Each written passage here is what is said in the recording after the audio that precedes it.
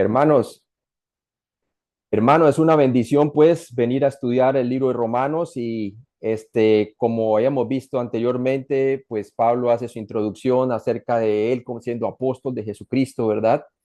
Y básicamente, pues Pablo junto con los otros 11, ¿verdad? Llegó a ser los apóstoles con A mayúscula, ¿no? Y bien importante eso porque solamente tenemos 12 apóstoles del Cordero, ¿no? Del Cordero. Y estos tenían la calificación de haber visto a Jesucristo, como ya hemos visto con el hermano Salvador, visto a Jesucristo y ser llamado directamente por Jesucristo. También tenían dones de milagros para confirmar la palabra de Dios, el Nuevo Testamento. Todo este Nuevo Testamento que tenemos aquí fue confirmado por los apóstoles y profetas del Nuevo Testamento, como dice Efesios, ¿no? Ellos colocaron el fundamento. Y bien importante nosotros entender eso, hermanos, de que también el libro de Apocalipsis capítulo 21 o 22 nos habla de que solamente hubieron 12 apóstoles del Cordero, ¿verdad? Hablándonos de la ciudad, la nueva Jerusalén que viene del cielo y nos dice que básicamente tiene 12 cimientos, que son los 12 apóstoles del Cordero. Ya no hay más apóstoles en el día de hoy, ¿verdad? Y también claramente nos muestra en Hechos capítulo 12 que cuando mataron al primer apóstol, ellos nunca buscaron reemplazarlo, ¿verdad? Entonces, es bien importante que nosotros miremos eso. Ya no hay apóstoles hoy con mayúscula, ¿verdad? Con A mayúscula. Entonces es importante ver eso. Ahora vamos a ver la siguiente parte que es un corazón expuesto y vamos a ver cómo Pablo expone su corazón, ¿verdad? Su corazón que tenía por los romanos, por los hermanos romanos de darle un buen discipulado y querer hacerle que ellos crezcan espiritualmente, ¿no? Y vamos a verlo, ese Romanos 1 del 8 al 15. Entonces, ¿qué hemos visto hasta ahora? Bueno, hemos visto, como vemos aquí claramente, hemos visto que Pablo se está dirigiendo a los romanos y estamos en Romanos capítulo 1 del 1 al 17. Vimos el deber de dar el evangelio, Romanos 1 del 1 al 7. Luego vimos el corazón por los romanos. Esa es la parte que yo voy a estar ahora hablando, ¿verdad? Entonces es importante que Pablo nos muestre ahora su corazón, ¿no? Porque no solamente él quería enseñarles a ellos con la palabra, sino también con su vida. Y eso es bien importante nosotros en el discipulado, ¿verdad? Así como Jesús le enseñó al apóstol Pablo personalmente en Arabia, lo discipuló por 3 años, ¿verdad? Así como discipuló a los otros discípulos. 3 años, una sola persona, y esa sola persona transformó el mundo de ese entonces, ¿verdad? Él fue el apóstol a los gentiles. Entonces vamos a ver cómo Pablo tenía el corazón hacia los hermanos romanos, ¿verdad? Y vamos a ver algunas cosas importantes aquí que son importantes nosotros notar. Y vamos a ver que Pablo está dirigiéndose a la iglesia en Roma, entonces vimos un ministerio para el mundo, el amor por los romanos ahora, y también vamos a ver una pasión por el evangelio. Vamos a ver cuál es la pasión de Pablo por el evangelio. Y vamos a ver esas dos partes y vamos a orar y vamos a pedir al Señor que nos muestre a nosotros que realmente tenemos que tener amor, ¿verdad? Porque como dijo el Señor Jesucristo en su nuevo mandamiento que nos dejó en Juan capítulo 13 y capítulo 15, también nos habla, en esto conocerán que sois mis discípulos, si os amáis unos a otros como yo os he amado. Entonces Pablo nos va a exhibir aquí el amor que él tenía hacia los romanos, ¿verdad? Y número dos, nos va a hablar de la pasión que tenía él por compartir el evangelio de Cristo, que todos nosotros debemos de tener esas dos ingredientes, amor y pasión por Jesucristo para compartir su precioso evangelio, ¿verdad? Su muerte por nuestros pecados y resurrección. Vamos a orar. Padre Celestial, gracias por esta oportunidad de poder enseñar tu palabra, Señor. Ayúdanos a ser hacedores de discípulos, Señor, no solamente a enseñar con la palabra, sino también con nuestra vida, con nuestra comunión contigo, Señor. Tú siendo la vid y nosotros los pámpanos, para que podamos llevar fruto, más fruto y mucho fruto. Y para que así tu nombre sea glorificado a través de nuestras vidas, Señor. Y también el gozo tuyo sea amplificado a través de nuestras vidas de una manera que se hace palpable, Señor, de que hemos caminado contigo, Señor. Te pido, Padre, que tú nos hables a través de tu palabra, enséñanos en esta sección acerca del amor y la pasión que tenía Pablo por el Evangelio. En Cristo Jesús te lo pedimos. Amén.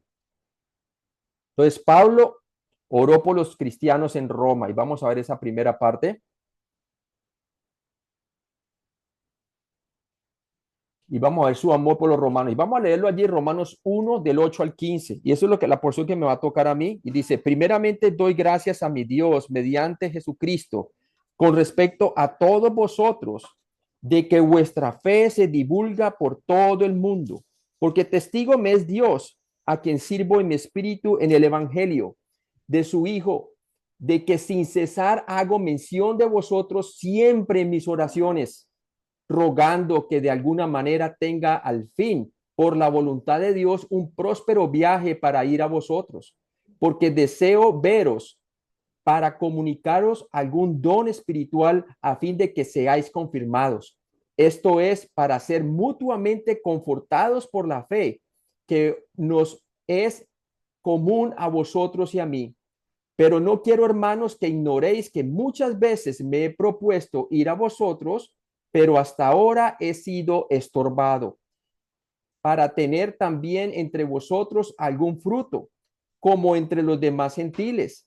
A griegos y a no griegos, a sabios y a no sabios soy deudor. Así que en cuanto a mí, pronto estoy a anunciarlos el evangelio también a vosotros que estáis en Roma, porque no me avergüenzo del evangelio, porque es poder de Dios para salvación a todo aquel que cree, al judío primeramente y también al griego, porque en el evangelio la justicia de Dios se revela por fe y para fe, como está escrito, el justo por la fe vivirá. Entonces veamos la primera parte. Pablo oró por los cristianos en Roma. Romanos 1:8. Pablo agradeció a Dios por los cristianos en Roma. Dice, primeramente doy gracias a mi Dios. Pablo comenzó su oración agradeciendo a Dios. ¿Por qué? Porque esa es la voluntad de Dios, que demos gracia en todo, ¿verdad? Nos dice claramente las escrituras. Y aquí está Pablo agradeciéndole a Dios. Romanos 1:8b dice, mediante Jesucristo. Jesús es el que abrió la puerta para que los creyentes puedan acercarse a Dios en oración. Lo vemos muy claramente en Romanos 5, del 1 al 2, que nos dice la palabra de Dios lo siguiente. Y dice así, justificados pues por la fe, tenemos paz para con Dios por medio de nuestro Señor Jesucristo, por quien también tenemos entrada, ahí está el acceso, por la fe a esta gracia en la cual estamos firmes y nos gloriamos en la esperanza de la gloria de Dios. Entonces, vemos claramente que Pablo estaba haciendo sus oraciones mediante Jesucristo. Jesucristo es el mediador entre Dios y los hombres. No hay otro nombre dado bajo el cielo por el cual los hombres puedan ser salvos. Es únicamente por el nombre de Jesucristo. Pero su labor de mediación no solamente es para que nosotros seamos salvos al poner nuestra fe en su muerte y resurrección por nuestros pecados, sino también porque nos ha abierto un acceso a todos los creyentes que por ahora eh, podemos venir al trono de gracia para tener que socorro en el momento oportuno. Tenemos un acceso directo al Señor Jesucristo en el cielo. Romanos 1:8c. Y nos dice allí, con respecto a todos vosotros, de que vuestra fe se divulga por todo el mundo. Aquí Pablo estaba agradecido de que la gente a lo largo y ancho del mundo estuvieran escuchando acerca de la fe de los creyentes romanos. Mire que es fascinante ver que Pablo le está diciendo a ellos de que su fe se divulgaba por todo el mundo ese entonces. ¿Será que nuestra fe se ha divulgado por todas las regiones alrededor de nuestros lugares donde vivimos, en diferentes países, verdad? Hemos nosotros llevado realmente el testimonio de Cristo a nuestra Jerusalén, por decirlo así, ¿verdad? A nuestras ciudades aledañas.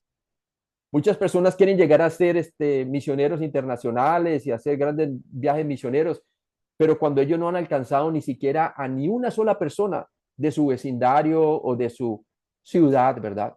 Y es bien importante que Pablo le está aquí a ellos, les está elogiando realmente de que ellos realmente estaban tomando la gran comisión como cosa seria, ¿verdad? ¿Por qué? Porque dice que se divulgaba su fe por todo el mundo ese entonces. Romanos 1:9 nos dice la palabra de Dios ahí claramente, así. Y dice, porque testigo me es Dios a quien sirvo en mi espíritu en el evangelio de su Hijo, de que sin cesar hago mención de vosotros siempre en mis oraciones. Entonces Pablo oraba continuamente, oraba sin cesar. Y eso es bien importante en nuestra labor como líderes en las iglesias, ¿verdad? Y también entre hermanos, orar unos por otros. Romanos 1:9 y nos dice, pues Dios a quien sirvo en mi espíritu en la predicación del evangelio de su Hijo. A Pablo le apasionaba servir a Dios predicando las buenas nuevas de Jesucristo. ¿Y cuáles son las buenas nuevas de Jesucristo? Es la obra literal histórica del evangelio, que Cristo murió por nuestros pecados conforme a las escrituras, que fue sepultado y que al tercer día se levantó entre los muertos conforme a la escritura. Ese es el evangelio que nosotros predicamos. Ese es el evangelio que predicaban los romanos y que Pablo estaba elogiando. Romanos 1:9b, porque testigo me dio de que sin cesar hago mención de vosotros siempre en mis oraciones. Pablo llamó a Dios mismo como testigo de que él oraba continuamente por los creyentes romanos. El amor de Pablo lo demostró orando siempre por ellos, hermano. Y sabe que esa es la manera como las personas se dan cuenta si nosotros realmente tomamos cuidado de ellos, si nos importan otros creyentes, es por medio de la oración, si oramos por ellos. Orar sin cesar. Es bien importante porque la manera como el Señor oró por sus discípulos, es más, les enseñó a orar. ¿Se acuerdan? En el sermón del monte, les enseñó a ellos a orar. Le dijo, Señor, enséñanos a orar. Y él les enseñó a cómo orar. Y vemos claramente que aquí Pablo está orando por los romanos, por los hermanos romanos. Y realmente nosotros queremos, si queremos ser victoriosos en cuanto a la evangelización mundial, tenemos que orar unos por otros. Porque la palabra de Dios dice que en esto conoceréis que sois mis discípulos y os amáis unos a otros como yo os he amado. Y una manera como nosotros demostramos que amamos a los hermanos es cuando oramos unos por otros. Romanos 1:10 y nos dice, rogando que de alguna manera tenga al fin, por la voluntad de Dios, un próspero viaje para ir a vosotros. Pablo oraba con propósito, con propósito. Romanos 1:10a, rogando que de alguna manera tenga al fin. Pablo tenía peticiones de oración específicas por los creyentes en Roma. La Biblia de las Américas lo traduce, siempre mis oraciones implorando, implorando. Filipenses 4:6 nos dice, por nada estéis afanosos, sino sean conocidas vuestras peticiones delante de Dios en toda oración y ruego o súplica con acción de gracias. Y eso es bien importante, ¿no? Pablo quería también, lloraba por ellos, pero también los involucraba a ellos para que oraran, para que él tuviera un viaje exitoso. Sabemos muy bien que no logró ir hasta Roma, pero finalmente llegó allá, pero encarcelado, ¿verdad? Pero eso no detuvo el ministerio de Pablo. Casi todas sus cartas las escribió él desde la cárcel, animando a los hermanos que estaban afuera, ¿verdad? Ahora, Romanos 1:10b nos dice la palabra, Pablo oraba para que Dios le permitiera finalmente poder hacerles una visita personal. Él deseaba por la voluntad de Dios tener un próspero viaje para ir a ellos. Y es importante nosotros sepamos eso, de que el discipulado debe ser personal. Así como Jesús escogió a 12 para que estuviesen con él, dice la palabra de Dios. El discipulado es personal. No importa la cantidad de personas que estemos discipulando, así sea uno a uno, debe ser personal. El discipulado que realmente es victorioso y que transmite la verdad de la palabra de Dios es aquel que se hace de una manera personal. Es más, Romanos 15, del 28 al 33 nos habla de esto. Dice, así que cuando haya concluido esto y les haya entregado este fruto, pasaré entre vosotros rumbo a España. Y sé que cuando vaya a vosotros llegaré con abundancia a la bendición del Evangelio de Cristo. Pero ruego, hermanos, que nuestro Señor Jesucristo y por el amor del Espíritu, que me ayudéis orando por mí a Dios, para que sea librado de los rebeldes que están en Judea y que la ofrenda de mi servicio a los santos en Jerusalén sea acepta, para que con gozo llegue a vosotros por la voluntad de Dios y que sea recreado juntamente con vosotros. y el Dios de paz sea con todos vosotros. Amén. Entonces vemos que el discipulado verdadero es un discipulado personal. Y Pablo en todas sus cartas, y aún en Romanos mismo, agradece a ciertas personas por nombre al final de sus cartas. Y no solamente aquí, sino en otras de sus epístolas. ¿Por qué? Porque es importante no solamente transmitir la información en el discipulado, sino también transmitir la enseñanza, sino también la vida de Cristo, ¿verdad? La vida de Cristo. ¿Y cómo fue la vida de Cristo con nosotros? Personal. ¿Cómo sigue siendo? Personal por medio del Espíritu Santo. Lo mismo nosotros podemos discipular de una manera personal. Romanos 1 del 11 al 15. Pablo planeaba visitar la congregación romana. Entonces aquí vemos las intenciones de Pablo, debería visitarlos a ellos. Romanos 1, 11a. Porque deseo veros. Pablo anhelaba una visita cara a cara con los creyentes romanos. ¿Sí ve la importancia de enseñar la palabra de Dios cara a cara, personalmente? Porque así es que realmente no solamente estamos transmitiendo la enseñanza, sino la vida de Cristo. Estamos transmitiendo vida. Como dijo Jesús, que las palabras que yo os he hablado son espíritu y son vida. Jesucristo transformó el mundo entero a través de 12 apóstoles. Mire que él concentró su enseñanza en 12 y los entrenó ¿para qué? Para que alcanzaran a los demás como él mismo los alcanzó a ellos, de una manera personal. Romanos 1:11b, Pablo tenía un propósito específico en mente para su visita, para comunicarlos algún don espiritual a fin de que seáis confirmados. Confirmados.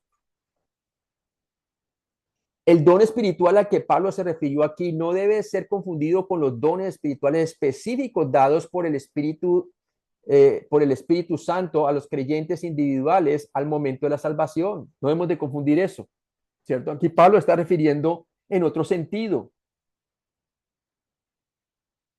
para comunicarlos algún don espiritual. Pablo quiso decir que quería ser una bendición espiritual para la iglesia, para ayudar a establecerlos en su fe. O sea que Pablo no solamente estaba estableciendo iglesias, sino que también él quería que fueran ¿qué? Establecidas o edificadas sobre la doctrina, ¿verdad? Sobre la enseñanza, sobre la vida de Cristo, ¿no? Entonces, bien importante eso. Efesios 1:3 nos habla, dice, bendito sea el Dios y Padre de nuestro Señor Jesucristo, que nos bendijo con toda bendición espiritual en los lugares celestiales en Cristo. Él quería bendecirlos con una bendición espiritual, ¿verdad? Y que ellos fueran edificados con la enseñanza de la palabra de Dios, siendo apóstol a los gentiles. Sabemos muy bien que esta iglesia fue fundada quizás durante el día en Pentecostés, porque si usted mira en Pentecostés, cuando ocurrió en Hechos capítulo 2, habían judíos que habían nacido y crecido en la diáspora, quiere decir, por fuera de Jerusalén e Israel, y venían a celebrar la fiesta del Pentecostés. Estas personas por lo regular eran bilingües, y por eso al Señor hacer el milagro de que pudieran escuchar las maravillas de Dios en su propio lenguaje, en su lenguaje gentil, eso fue lo que hizo que estas personas, a través de la predicación de Pedro, conocieran a Cristo como Salvador. Fueron 3,000 los que se salvaron y entre toda esa audiencia habían personas que eran judíos que venían de Roma, que habían nacido en Roma. Y es a través de ellos que quizás fue establecida la iglesia en Roma. Eran personas que ya cuando volvieron a sus lugares natales, a sus naciones natales, comenzaron a establecerse en la palabra de Dios. Ahora, Pablo lo que quería era confirmarlos en ella, en la palabra de Dios. Filipenses 1:25 dice, y confiado en esto, sé que quedaré, que aún permaneceré con todos vosotros para vuestro provecho y gozo de la fe. Él quería tener comunión con ellos. Y eso es lo importante, hermanos, para poder tener una enseñanza efectiva. Así como tenemos comunión con Cristo verticalmente, la tendremos horizontalmente de una manera genuina. Romanos 1:12a. Esto es para ser mutuamente confortados. Confortados. Por medio de una visita cara a cara, Pablo creía que podían alentarse mutuamente los unos a los otros.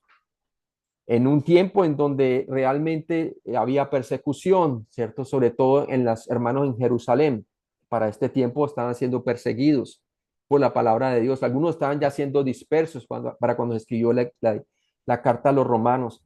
Y Pablo está hablando de ser confortados unos con otros, ¿verdad? Usted no sabe lo que es la comunión unos con otros. Bien importante, hermano. Por eso dice en Hebreos que no debemos dejar de congregarnos como algunos tienen por costumbre, porque realmente así que nos podemos confortar, nos podemos animar en la palabra de Dios por medio de la exhortación de la palabra de Dios, por medio de la profecía bíblica también, para que nosotros podamos tener nuestras mentes en las cosas de arriba, ¿verdad? En las cosas que realmente valen la pena, en las cosas eternas. Romanos 1:12b, por la fe que nos es común a vosotros y a mí. Pablo comunicó una asombrosa humildad cuando aseguró a los creyentes romanos que sería impactado por la fe de ellos, tal como ellos serían impactados por la de él. Así como cuando nosotros vamos a ser discípulos a naciones como El Salvador, como Honduras, Argentina, Bolivia, ¿verdad? Costa Rica. Hermanos, no solamente yo voy a ministrar la palabra de Dios, sino que yo veo que soy ministrado por los hermanos. Siempre hay algo que aprender de los hermanos, ¿verdad? Siempre hay algo que ellos tienen que yo no tengo para ser edificados mutuamente en la fe. Es más, Efesios 4, versículo 3 al 6 nos habla de eso. Dice, solícitos en guardar la unidad del espíritu en el vínculo de la paz. Un cuerpo y un espíritu, como fuisteis también llamados en una misma esperanza de vuestra vocación. Un Señor, una fe, un bautismo, un Dios y Padre de todos, el cual es sobre todos y por todos y en todos. Romanos 11:13a. Pero no quiero, hermanos, que ignoréis que muchas veces me he propuesto ir a vosotros, pero hasta ahora he sido estorbado. Aunque Pablo había planeado numerosas veces ir a verlos, algo siempre se lo impedía, ¿verdad? Es más, Romanos 15:22 nos dice, por esta causa me he visto impedido muchas veces de ir a vosotros. Sabemos que a veces Dios, el Espíritu Santo, le impidió a Pablo el ir a un lugar, de un lugar a otro, ¿verdad? Tenemos el ejemplo en Hechos 16, del 6 al 7, cuando él tiene la visión del varón macedonio, hermanos, ¿verdad? Y dice, y atravesando Frigia y en la provincia de Galacia, les fue prohibido por el Espíritu hablar la palabra en Asia. Y cuando llegaron a Misia, intentaron ir a Bitinia, pero el Espíritu no se lo permitió. No se los permitió. Entonces, hay veces sucede así. Es más, ahí fue cuando más tarde en Troas, el versículo 9, se dice así, se le mostró a Pablo una visión de noche, un varón macedonio que estaba en pie, rogándole y diciendo, pasa a Macedonia y ayúdanos, ¿verdad? Entonces, Pablo está dejándose llevar por la dirección del Espíritu Santo y hay veces el Espíritu Santo nos previene a nosotros de ir a ciertos lugares, porque Dios tiene su tiempo y tiene también su espacio para cada cosa, ¿verdad? Y tenemos que andar conforme a la voluntad del Señor. Otras veces Dios permitió que Satanás le impidiera a Pablo hacer un viaje, como lo vemos en 1 Tesalonicenses 2:18, por lo cual quisimos ir a vosotros, yo, Pablo, ciertamente una y otra vez, pero Satanás nos estorbó. ¿Sabe que Satanás siempre anda detrás de los que quieren hacer hacedores de discípulos? ¿Por qué? Porque Satanás no quiere que los creyentes crezcan en la palabra de Dios. Tampoco quieren que nosotros vayamos a ciertos lugares porque no quiere que las personas se salven, ¿verdad? Estamos en una batalla espiritual. Ahora, como siempre, ya sea Dios o el enemigo, todas las cosas aún obran para bien para los que aman a Dios, para los que conforme a su propósito son llamados, como dice Romanos 8:28. O sea, que no debemos desanimarnos si usted, hermano o hermana, de alguna manera Dios lo ha llamado o la ha llamado a un lugar, pero no ha sido el momento todavía, ¿verdad? Dios sabe cómo hacer sus cosas. Y como dice Romanos 8:28, que todas las cosas trabajan a bien para los que aman a Dios, ¿verdad? A los que son llamados conforme a su propósito, es decir, a los creyentes. Romanos 1:13b, para tener también entre vosotros algún fruto, como entre los demás gentiles. Pablo quería cosechar algún fruto en Roma, tal como lo había hecho en todos los otros lugares donde ministraba. Esto significaba que quería agregar creyentes a la iglesia romana por medio de compartir las buenas nuevas, ¿sí? Quería llevar algún fruto con ellos, de compartir las buenas nuevas del evangelio. Romanos 1:14, y nos dice la palabra: a griegos y a no griegos, a sabios y a no sabios, soy deudor. El amplio rango de responsabilidad de Pablo en la enseñanza del evangelio incluía alcanzar a personas de todos los niveles de la sociedad. El Señor mismo había escogido a Pablo aún desde el vientre materno para este ministerio a los gentiles. Él creció en Tarso de Cilicia. Él sabía muchos idiomas, sabía la cultura gentil, conocía a los griegos también, que él les enseñó también al Dios no conocido cuando fue llevado al areópago en Hechos capítulo 17. Y les habló del Dios no conocido, y él había hasta conocía los libros que ellos leían, ¿verdad? Porque utiliza ciertas cosas que en esos libros estaban escritas, que tienen que tiene algún parentesco con la palabra de Dios, ¿verdad? Y a partir de allí, entonces, él hablaba de los poetas que escribían en ese tiempo, y les hablaba de acerca del Dios, el Dios no conocido que tiene la inscripción, y les muestra que es el Dios que hizo todo cuanto existe en el universo, ¿verdad? Y los lleva a ellos desde la creación a Cristo, ¿no? El mensaje del evangelio. Entonces, así era como Pablo fue llamado a Dios desde el vientre de la madre, ¿verdad? Para ser el apóstol de los gentiles, cuando fue encontrado en el camino de Damasco, ¿verdad? Dios ya lo tenía de antemano a él escogido para esta tarea, ¿verdad? Romanos 1:14, a griegos y a no griegos soy deudor. Pablo estaba comprometido a predicar el evangelio tanto a los cultos, los griegos, como a los incultos, los bárbaros. ¿Sí? Hermanos, nos sentimos nosotros deudores del evangelio. ¿Se acuerda cuando esa persona que le compartió el evangelio, usted vino a conocer a Cristo como Salvador? ¿Cuántas veces, por lo menos en mi caso, yo rechacé el evangelio muchas veces por medio de cartas que mi hermano me escribía, hasta que por fin un día, ¿verdad? Fue a través de mi madre que me leyó Juan capítulo 3, que vine a conocer al Señor como mi Salvador, ¿verdad? Y fue allí que yo reconocí realmente que necesitaba la salvación en Cristo. Ahora, desde entonces yo me siento endeudado de compartir el evangelio a toda criatura, y por eso hacemos misiones internacionales. Por eso vamos hasta allá, hasta los países, para modelar el discipulado, para hacer lo mismo que Pablo estaba haciendo, ¿no? Y así hacer hacedores de discípulos. Qué bueno, ahora también lo podemos hacer uno a través del internet, ¿verdad? Ahora, ¿se siente usted también deudor a sus familiares, deudor a sus primos, a sus um, compañeros de clase, a sus compañeros de trabajo? Pablo sentía deudor a todos los hombres, a griegos y a no griegos. Soy deudor, dice Romanos 1:14b, a sabios y a no sabios soy deudor. O sea, no importa si eran personas letradas como los epicúreos y los estoicos que encontró en Hechos capítulo 17, ¿verdad? Él sabía muy bien que creían los epicúreos y los estoicos. Los epicúreos no creían en la resurrección, y los estoicos básicamente creían que era una vida de ascetismo, era lo que los aproximaba a las deidades, ¿verdad? Él sabía muy bien el trasfondo de cada cultura para poderlo llevar a Cristo, a sabios y a no sabios. Nos dejamos intimidar por el conocimiento que tienen ciertas personas en nuestro lugar de trabajo, ¿verdad? Y decimos, no, yo cómo le voy a predicar el evangelio si yo no tengo ningún estudio, ¿verdad? Esa persona tiene un doctorado. No, hermanos, no se deje intimidar, porque en el evangelio tenemos la sabiduría de Dios para la salvación de las almas, ¿verdad? En el evangelio tenemos la sabiduría de Dios, acuérdese de bien eso, ¿no?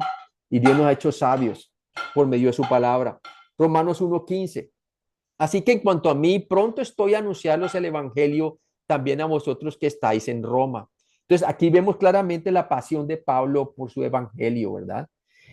Aunque Pablo anhelaba visitar la iglesia en Roma, la cual incluía personas de un estatus social más alto que la mayoría de las iglesias, él sentía una responsabilidad hacia todas las personas, sin importar cuál era su posición social en la vida.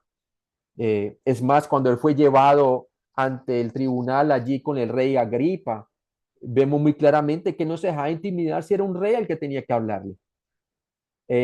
Si era una persona de alto rango en la sociedad. ¿Por qué? Porque él sabía muy bien en quién había creído. en el Evangelio de Jesucristo y sabía muy bien que el Evangelio de Jesucristo es sabiduría de Dios, es sabiduría de lo alto, es aquella sabiduría que viene, que nos da este conocimiento más allá de la muerte, la vida eterna por medio de la muerte y resurrección de Cristo. Nosotros tenemos las respuestas de la vida, ¿cierto? Que ni siquiera ningún filósofo de este mundo puede responder, pero Cristo sí, porque Él es la resurrección y la vida, ¿no?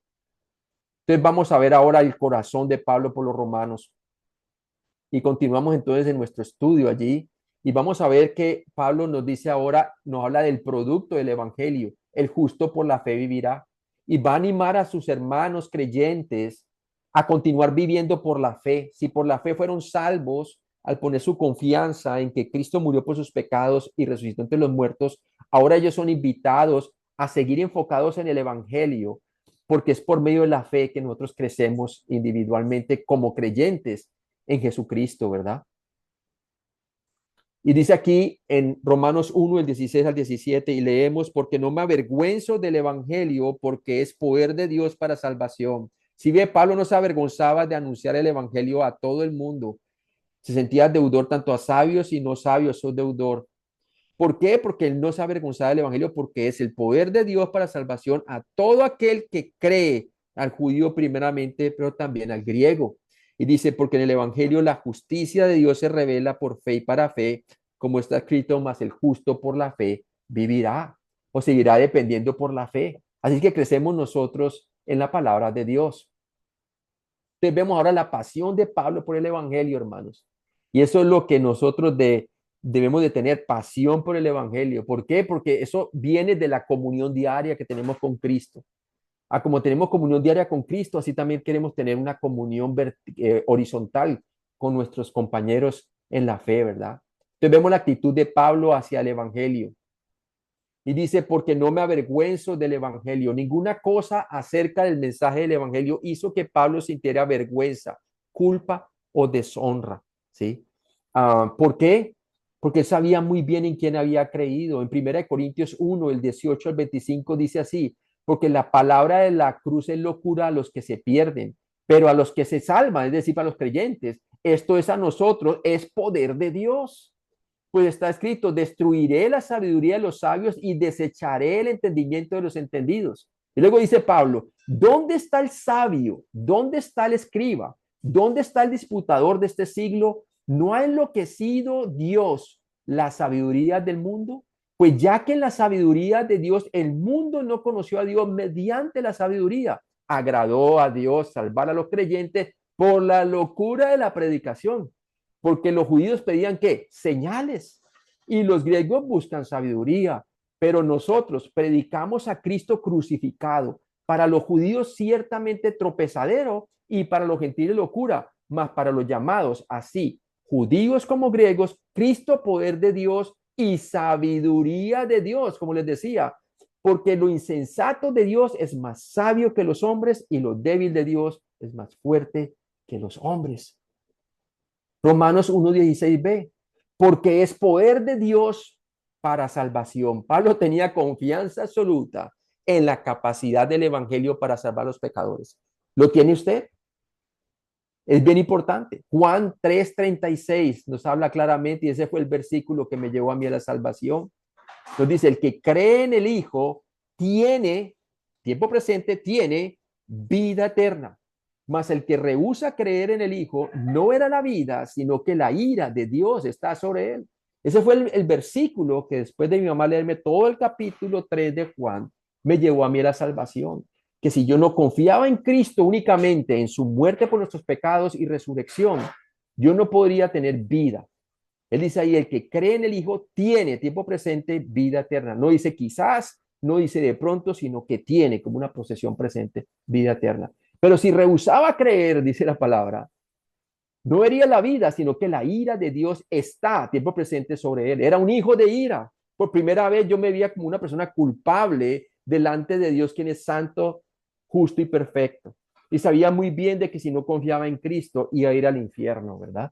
Pero gloria a Dios, Dios cambió mi vida cuando nací de nuevo. Al poner mi confianza en la obra suficiente que Cristo hizo en la cruz, que murió personalmente por mis pecados como sustituto, el justo por lo injusto para llevarnos a Dios y resucitó entre los muertos. Es así como el poder del evangelio cambió mi vida y desde entonces no paro de predicar. Y lo mismo ustedes, hermanos, cada uno que ha experimentado el poder de Dios en la salvación, cuando usted puso su confianza en Cristo, usted sabe muy bien de qué estoy hablando, ¿verdad? Romanos 1:16c dice, a todo aquel que cree. Miren que las personas deben de responder individualmente al evangelio, a todo aquel que cree. O sea, la salvación no es automática. Las personas necesitan entonces apropiarse de la salvación de Cristo por medio de la fe. Dice, si se cree el evangelio, el resultado es salvación eterna. Si es rechazado en incredulidad, no hay salvación. Increíblemente, toda persona que cree el evangelio pasa instantáneamente de la muerte a la vida espiritual. Juan 5:24, vamos a leerlo allí. Mire lo que dice Juan 5, versículo 24. Y nos habla bien claro acerca de eso. Y mire lo que dice allí. Juan 5, versículo 24. Dice, de cierto os digo, dice Jesús, el que oye mi palabra, o sea, el evangelio, y cree al que me envió, tiene tiempo presente vida eterna y no vendrá condenación, mas ha pasado de muerte a vida espiritual. Hermano, eso fue lo que me sucedió a mí en el año de cuando fui salvo, ¿verdad? Cuando mi mamá me compartió el evangelio y yo me fui a mi cuarto, ahí puse mi confianza en Cristo. ¿Y sabe qué pasó? Pasé de muerte espiritual a vida espiritual. Porque mi confianza estaba en que Cristo pagó por mis pecados y resucitó entre los muertos. Y también como dice Juan 6:47, el que cree en mí tiene vida eterna. La promesa es que todo el que cree en Cristo tiene vida eterna. Mi fe no estaba en Cristo más obras, más mis obras. Mi fe estaba en Cristo y la suficiencia de su obra en la cruz. Así como el ladrón en la cruz, ¿verdad? Llegó un momento en que después de él haber escuchado las últimas palabras de Jesús desde la cruz, él cambió de pensamiento, se arrepintió y colocó su confianza en Cristo, ¿verdad? Al punto que ya habiendo creído en él, le dijo Jesús, acuérdate de mí cuando vengas en tu reino. Él estaba allí proclamando claramente que había creído en un momento de que Cristo había muerto, estaba muriendo por sus pecados y que había resucitado entre los muertos para traer el reino.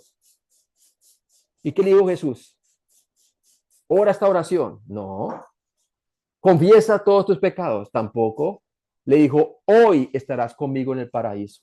¿Por qué? Porque vio que este ladrón se había arrepentido, había cambiado de pensamiento, estaba colocando toda su esperanza o confianza en la obra suficiente de Cristo en la cruz. Él sabía muy bien de que esa era la manera como él iba a ir al reino. Y Jesús se lo afirmó, hoy estarás conmigo en el paraíso, ¿verdad? Pasó de muerte a vida espiritual en un instante. Y no había nada que él podía hacer allí porque estaba ya en sus últimos momentos, ¿verdad? Romanos 1:16d. Y dice la palabra de Dios allí, si vamos a Romanos, porque no me avergüenzo del evangelio, porque es poder de Dios para salvación a todo aquel que cree, al judío primeramente y también al griego. Históricamente el evangelio fue ofrecido primero al pueblo judío y después de eso a las naciones gentiles o los griegos. Aunque en la actualidad Cristo está llamando personas de entre los gentiles, Israel todavía ocupa un lugar muy querido en su corazón, como vemos en Romanos 9 al 11, cuando lo vamos a ver más adelante, ¿verdad?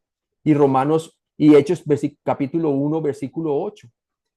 Porque dice allí, en Hechos 1:8 les había dicho a ellos, a los discípulos, antes de subir al cielo, pero recibiréis poder cuando haya venido sobre vosotros el Espíritu Santo y me seréis testigo en donde, en Jerusalén, en toda Judea, en Samaria, hasta lo último de la tierra. Y se lo dijo a estas personas judías que estaban ahí en el día de Pentecostés, ¿verdad? Y vemos claramente que en el primer siglo el evangelio era preeminentemente judío, ¿verdad? Eran creyentes judíos que alcanzaron a los gentiles. Todas las personas que llegaron el día de Pentecostés, la gran mayoría de ellos eran judíos que habían creído, que habían nacido en otros países y muchos de ellos vivían en la diáspora, pero eran judíos. Y fue a través de esos 3,000 que comenzó a fundarse la iglesia en los sitios gentiles, a ellos volver a sus tierras. Vemos claramente, hermanos, cómo Dios ha utilizado al pueblo judío y por eso debemos de orar por la salvación de los judíos, ¿verdad? ¿Por qué? Fue a ellos quien se les encomendó la palabra de Dios, como dice Romanos capítulo 3. No solamente a ellos se les encomendó la palabra de Dios, el Antiguo y Nuevo Testamento son eminentemente un libro judío y fue escrito por judíos creyentes, ¿sí? El Antiguo y el Nuevo Testamento. A ellos se les encomendó la palabra de Dios, como dice Romanos capítulo 3. Pero no solamente eso. Número 2, ellos nos dieron el Mesías. La salvación viene de los judíos, le dijo Jesús a la mujer samaritana. Número 3, también ellos nos dieron la iglesia. Fue a través de los apóstoles que eran judíos que predicaron el día de Pentecostés con Pedro, ¿verdad? Y más de 3,000 personas judías, la gran mayoría de ellos, fue que se fundó la iglesia. Entonces le debemos también la iglesia y no solamente eso, también le debemos a ellos el futuro reino por venir, porque fue a los judíos que se les prometió el reino davídico. Entonces debemos de orar por los judíos hoy en día en Israel, ¿verdad? Son el pueblo escogido de Dios. Ellos necesitan ser salvos, claro, por supuesto. Necesitan creer en el Mesías, si no también van a ir al infierno, ¿verdad? Pero debemos de orar por la salvación del pueblo judío, porque le debemos mucho a los judíos. Dios utilizó ese pueblo, hermanos, para que nosotros viniéramos a ser injertados en el, dentro de los planes de Dios, de la promesa abrahámica, que en tu simiente singular serían bendecidas todas las familias de la tierra, no solamente los judíos, sino nosotros, ¿no? Ahora, Romanos 1:17, y vemos la gratitud por el Evangelio en Pablo, ¿verdad? Y nos dice allí, porque en el Evangelio la justicia de Dios o la rectitud de Dios se revela por fe y para fe, como está escrito, más el justo por la fe vivirá. Romanos 1:17a, porque en el Evangelio la justicia de Dios se revela. El Evangelio trajo a la luz la manera de Dios de declarar justos a los pecadores.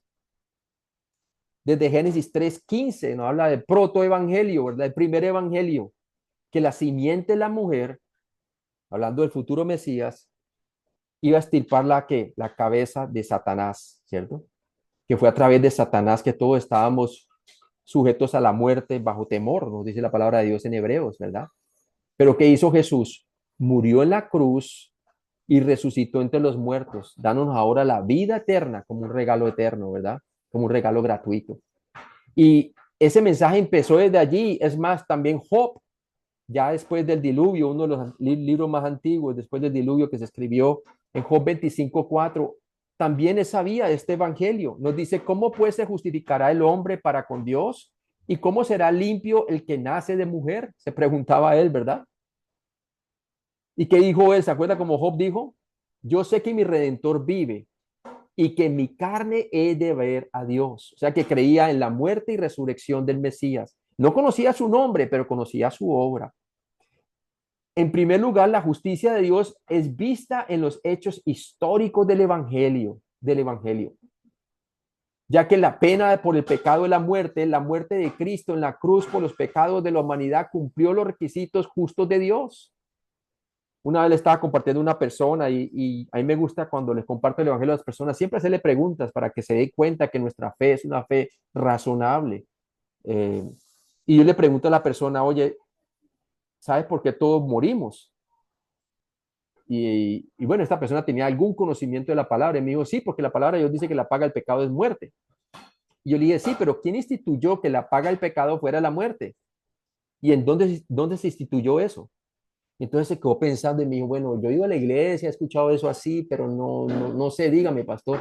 Y yo le dije, bueno, en el jardín del Edén, cuando Dios le dijo a Adán y Eva que se puedan comer de todos los frutos del huerto, excepto de uno, porque el día que comieren de ese fruto, ciertamente que morirían. Lo único que puede satisfacer la justicia de Dios es la muerte, ¿verdad? Y para eso tenía que ser la muerte de una persona que calificara para ser nuestro redentor, alguien que fuera sin pecado y sin mancha.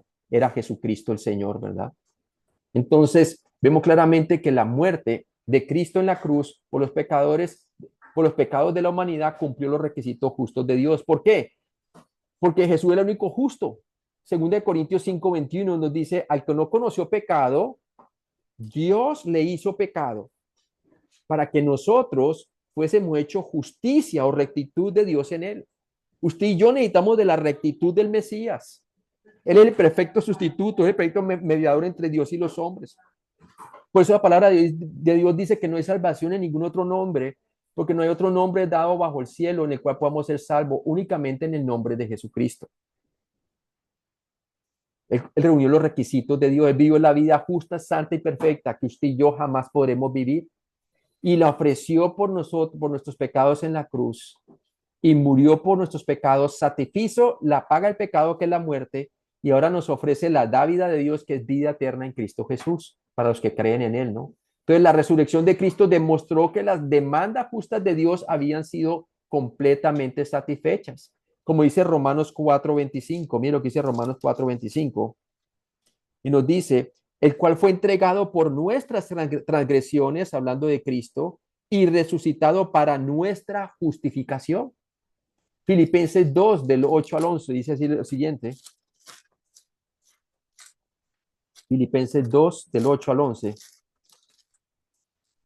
Y nos dice, y estando en la condición de hombre, se humilló a sí mismo, haciéndose obediente hasta la muerte y muerte de cruz. Y miren lo que dice el versículo 9. Por lo cual Dios también lo exaltó hasta lo sumo y le dio un nombre que es sobre todo nombre, para que en el nombre de Jesús se doble toda rodilla de los que están en los cielos y en la tierra y debajo de la tierra, y toda lengua confiese que Jesucristo es el Señor, para la gloria de Dios el Padre. Y ahora, gracias a que las demandas justas de Dios se cumplieron, Dios puede declarar legalmente justos o rectos a los pecadores sin comprometer sus estándares legales de justicia. Como lo dice allí en Romanos capítulo 4, mire, versículo 5. Romanos 4, versículo 5. Y nos dice la palabra, mas al que no obra, sino cree aquel que justifica al impío, su fe le es contada por justicia o por rectitud. ¿Sí? Entonces vemos claramente que el hombre es justificado gratuitamente por su gracia, no por obras para que nadie se gloríe. Miren lo que dice Efesios capítulo 2, por favor. Efesios capítulo 2 y versículo 8 y 9. Dice, porque por gracia sois salvos por medio de la fe, y esto no de vosotros, pues un don o regalo de Dios, no por obras, para que nadie se gloríe. No hay ninguna obra que tú y yo podamos hacer para resolver el problema del pecado que ya hemos cometido.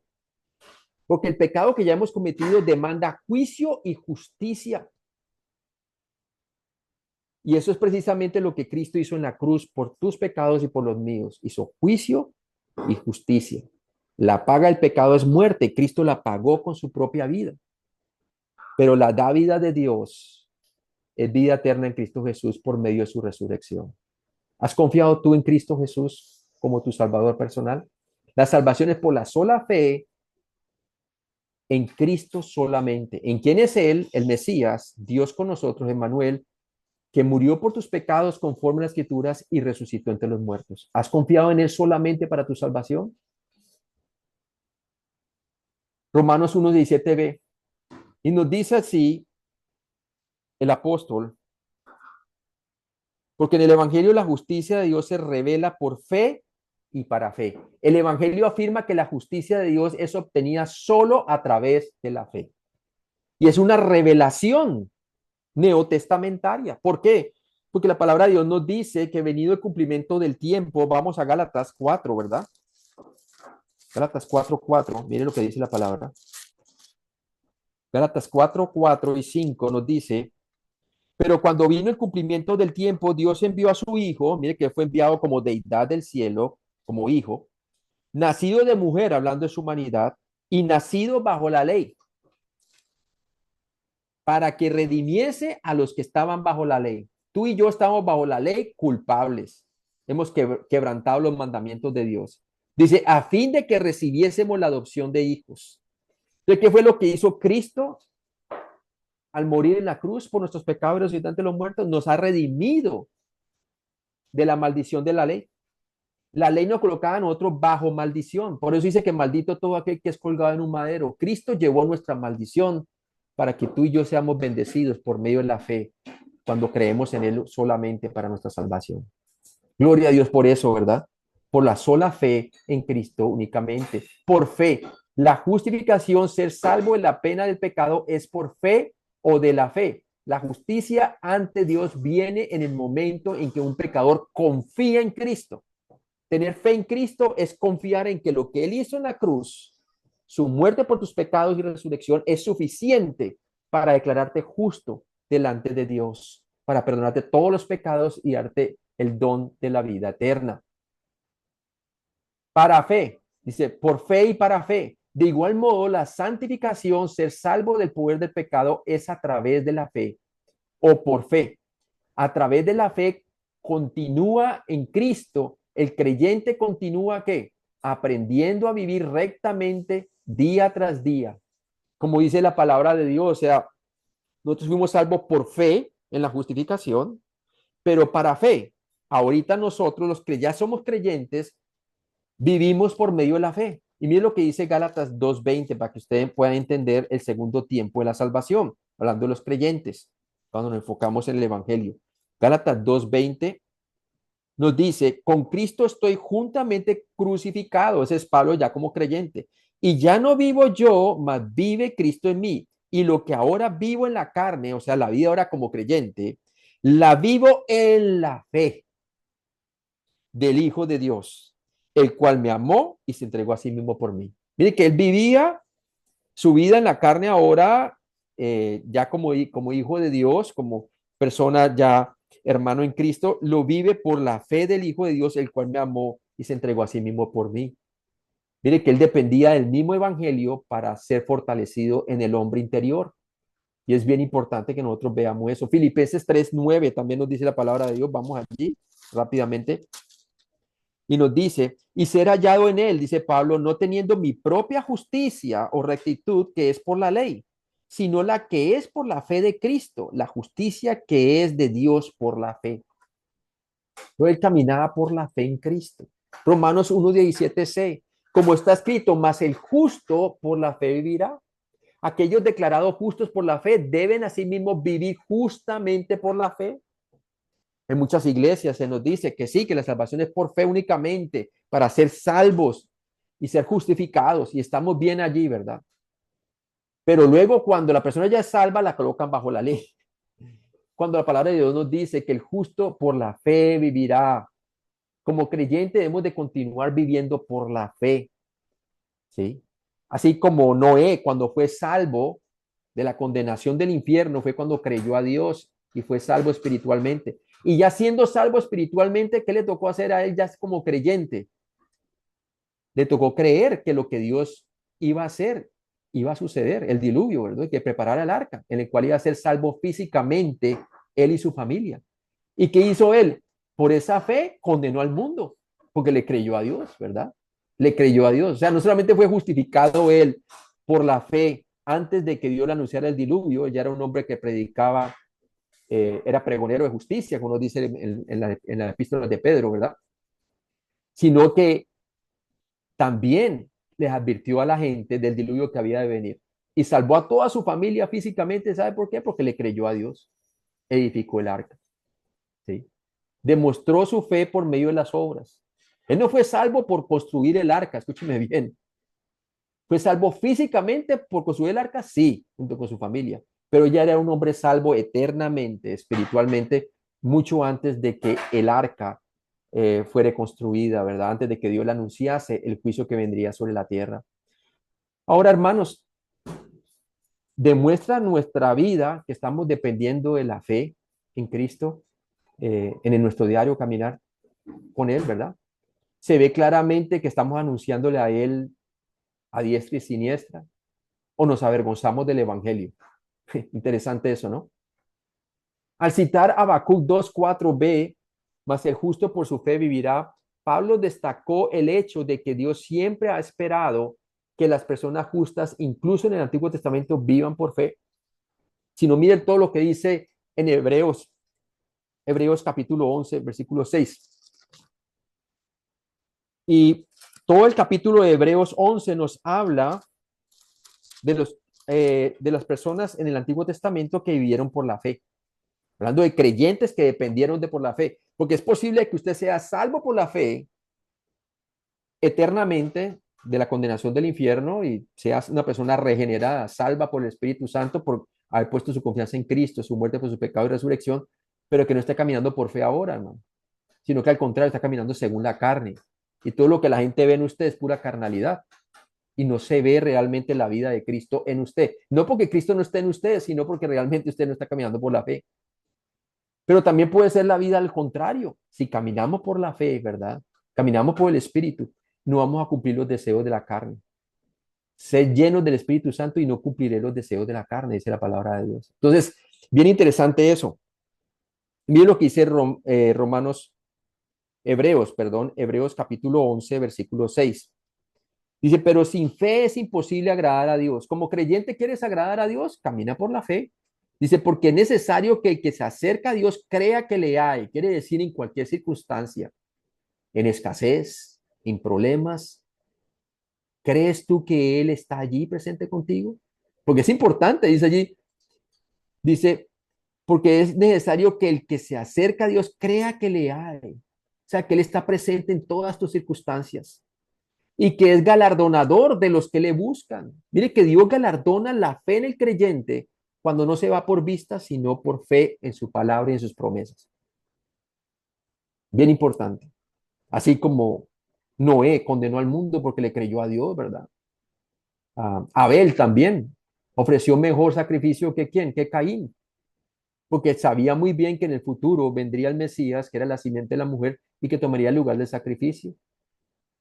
Entonces, eran creyentes que vivieron por la fe en medio de las pruebas y triunfaron. Si no, mira Abraham también, ¿verdad? Porque buscaba una ciudad celestial, quiere decir la de Apocalipsis capítulo 21 y 22, no una terrenal, como lo dice Hebreo, ¿no? Ahora, ¿qué significa la palabra justo? En hebreo es la palabra sadik, pronunciada sadik. Significa justo o legal. En griego la palabra es dikaios, pronunciada dikaios, significa justo o sin culpa, específicamente justo a los ojos de Dios o sin culpa a la vista de Dios. Toda persona que pone su confianza en Cristo recibe tres cosas. Una, recibe la rectitud de Cristo, su justicia.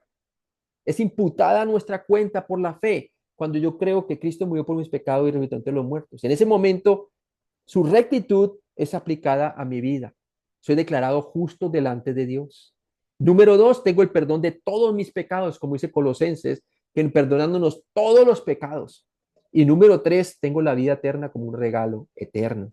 ¿Sí? Dice, el que cree en mí tiene vida eterna, como dice Juan 6:47, ¿no? ¿Tiene usted vida eterna? ¿Está seguro de que si muere hoy va para el cielo, para estar con el Señor? ¿O está dudando? Bueno, es importante que usted ponga su confianza en Jesucristo, porque la palabra de Dios nos dice, porque de tal manera amó Dios al mundo que dio a su Hijo unigénito, para que todo aquel que en él cree no se pierda, mas tenga vida eterna. Porque no envió Dios a su Hijo al mundo para condenar al mundo, sino para que el mundo sea salvo por él. Y luego dice, el que cree en el Hijo tiene vida eterna. Hermanos, y si usted es una persona que todavía no ha creído en Cristo, la que me está escuchando en este momento, la palabra de Dios dice claramente, el que cree en mí tiene vida eterna. Tiene, no dice quizás, no dice de pronto, dice que tiene vida eterna. ¿Cómo sé yo si tengo vida eterna o no? Bueno, si he confiado en lo que Cristo hizo en la cruz fue suficiente, únicamente, que murió por mis pecados y resucitó entre los muertos. Y número dos, porque he confiado en la promesa de Dios en Juan 6:47, el que cree en mí tiene vida eterna. Y Dios no miente, ¿verdad? Qué bien, pues, hermanos. Vamos a orar entonces y vamos a darle gracias al Señor por haber aprendido del amor que tenía Pablo por los romanos y por esa pasión que tenía por el Evangelio. Y espero que ustedes sigan yendo a través de estos estudios y enseñen cada parte que nosotros vamos enseñando, ¿verdad?